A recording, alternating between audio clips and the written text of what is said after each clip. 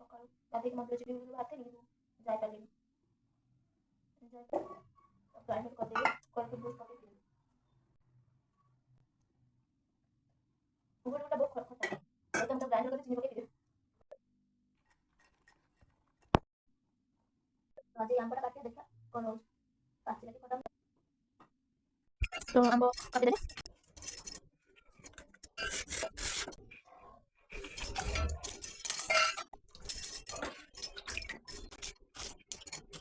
ଆଳୁଟା ଭଜା ପାଇଁ କାଟିଦେଲି। ପକେଇଲେ ଭଲ ଲାଗିବନି ଭଜାରେ, ମୋଡ଼ିବନି ଜମା, ସେମିତି ରହିବ। କିଏ ଘଣ୍ଟାଟେ ତାକୁ ଯାଇଥିଲି କଲରା ଆଣିବା ପାଇଁ, ମୁଁ ନିଜେ ଘରେ ବାଛିକି ଆଣିଥିଲି। କ'ଣ ପାଇଁ ନା ଏଇଭଳି ଯେଉଁ ଏଇ ଛୋଟ କଲରା ନା ମାନେ ହେଉଛି ପିତା ଲାଗିବନି ଅଧିକ, ମାନେ ତେଲରେ ସାଙ୍ଗେ ମରିଯିବ। କିନ୍ତୁ ସେ ଯେଉଁ ବଡ଼ କଲରା ନା ଏଇଭଳି ପିତା ବହୁତ ଜୁସ୍ ଲାଗେ। ଯେମିତି ଏମିତି ଛୋଟ କଲରା ମିଳେ, ବାହାରିଆ କଲରା ଭଲ ଲାଗେ। ସେଇଟା ମୁଁ ଛୋଟ ଛୋଟ କଲରା ଦେଖିକି ଆଣିଥିଲି, କାହିଁକିନା ଛୋଟ କଲରା ଖାଇବା ପାଇଁ ଭଲ ଲାଗେ ବି।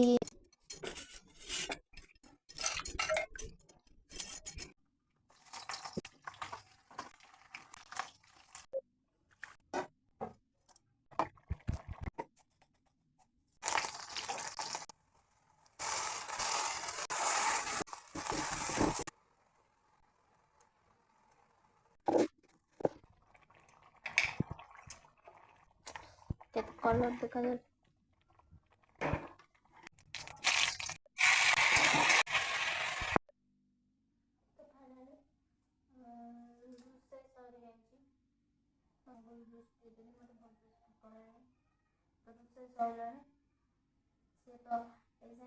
ଫାଇନାଲି ରୋଷେଇ ସରିଯାଇଛି, ମୋତେ ବହୁତ ଜୋରସେ ଭୋକ ଲାଗିଲାଣି, ତ ମୁଁ ବସିଛି।